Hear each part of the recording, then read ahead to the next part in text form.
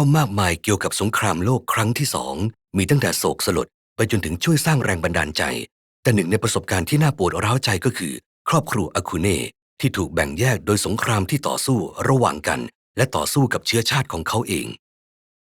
อิชิโร่อาคูเน่และยูคิเย่ภรรยาของเขาได้ย้ายถิ่นฐานจากประเทศญี่ปุ่นมาที่อเมริกาในปีค.ศ.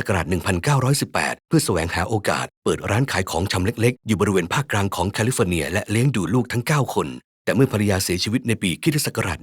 1933 เด็กๆได้ถูกส่งไปอาศัยอยู่กับญาติที่ประเทศญี่ปุ่นส่วนพ่อก็ได้ตามกลับไปอีกไม่นานหลังจากนั้นแม้ว่าการย้ายที่อยู่จะเป็นการปรับตัวที่ยากหลังจากที่เกิดและเติบโตในประเทศอเมริกาลูกชายคนโตแฮร์รี่ได้สร้างสายสัมพันธ์ใกล้ชิดกับน้องชายของปู่ผู้ที่สอนภาษาญี่ปุ่นวัฒนธรรมและค่านิยมให้กับเขาแต่อย่างไรก็ดีพอตอนที่แฮร์รี่กับเคนน้องชายของเขาโตเพียงพอที่จะทำงานพวกเขาก็ได้เดินทางกลับไปยังประเทศที่พวกเขาคิดว่าเป็นบ้านที่ตั้งอยู่ใกล้กับนครลอสแองเจลิส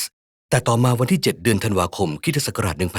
1941 ก็เกิดการต่อสู้ปะทะกันที่เพิร์ลฮาร์เบอร์เมื่อประกาศสงครามกับประเทศญี่ปุ่นรัฐบาลของประเทศสหรัฐอเมริกาไม่เชื่อใจในความจงรักภักดีของประชาชนที่มีครอบครัวหรือบรรพบุรุษเกี่ยวพันกับประเทศศัตรูในค.ศ. 1942 ชาวอเมริกันเชื้อสายญี่ปุ่นประมาณ 120,000 คนที่อาศัยอยู่ที่เวสต์โคสต์ถูกริดรอนสิทธิพลเมืองของพวกเขาและบังคับให้ย้ายที่อยู่ไปยังค่ายกักกันแม้ว่าคนส่วนใหญ่ในนั้นเช่นแฮร์รี่หรือเคนจะเป็นนีเซชาวอเมริกันหรือพลเมืองสองสัญชาติที่เกิดในประเทศสหรัฐอเมริกาจากพ่อแม่ชาวญี่ปุ่นที่ย้ายถิ่นฐานมาสองพี่น้องไม่เพียงแต่ถูกจำกัดการติดต่อกับครอบครัวของพวกเขาในประเทศญี่ปุ่นแต่พวกเขายังถูกคุมไปยังค่ายที่อยู่ห่างไกลซึ่งเป็นส่วนหนึ่งในรัฐโคโลราโดแต่เรื่องราวของพวกเขาก็พลิกผันเมื่อผู้คัดสรรคนจากหน่วยข่าวกรองทหารของกองทัพสหรัฐอเมริกามาถึงค่ายเพื่อมองหาอาสาสมัครที่พูดภาษาญี่ปุ่นได้แม้ว่ารัฐบาลปฏิบัติต่อพวกเขาไม่ดีแฮร์รี่และเคนก็เข้ารับโอกาสในการที่จะออกไปจากค่ายและพิสูจน์ความจงรักภักดีของพวกเขาในฐานะของพลเมืองอเมริกันการได้เคยเรียนในโรงเรียนในญี่ปุ่นพวกเขาเริ่มทำงานในทันทีแปลเอกสารที่ถูกยึดมาสอบปากคำทหารญี่ปุ่นและสร้างโฆษณาชวนเชื่อเป็นภาษาญี่ปุ่นโดยมีเป้าหมายชักจูงให้กองทัพศัตรูยอมแพ้งานของทั้งสองพี่น้องมีคุณค่ากับการทำสงครามการให้ข้อมูลที่เป็นกลยุทธ์สำคัญเกี่ยวกับขนาดและที่ตั้งของกองทัพญี่ปุ่นแต่พวกเขายังคงเผชิญกับการถูกแบ่งแยกและไม่ไว้วางใจจากเพื่อนๆทหารของเขาแฮร์รี่ระลึกถึงเหตุการณ์ที่อุปกรณ์ในการทำสงครามของเขาวางผิดตำแหน่งอย่างลึกลับก่อนที่จะกระโดดร่มลงไปในดินแดนของศัตรูโดยเจ้าหน้าที่ไม่เต็มใจที่มอบอาวุธให้เขาอย่างไรก็ตามทั้งสองพี่น้องยังคงแสดงความจงรักภักดีจนสิ้นสุดสงครามไม่ได้มีเพียงแต่แฮร์รี่และเคนในครอบครัวอาคูเน่ที่เข้าร่วมต่อสู้ในสงครามแปซิฟิกโดยไม่รู้ว่าน้องทั้งสองคนของพวกเขาน้องคนที่3และ4จากพี่น้องอาคูเน่ทั้ง5คนเป็นทหารเรือในกองทัพเรือจักรวรรดิญี่ปุ่นซูบูโร่อยู่ในกองบินฐานทัพเรือและชิโร่อายุ15 ปีได้ทำหน้าที่เป็นผู้ปฐมนิเทศให้กับทหารคัดเลือกใหม่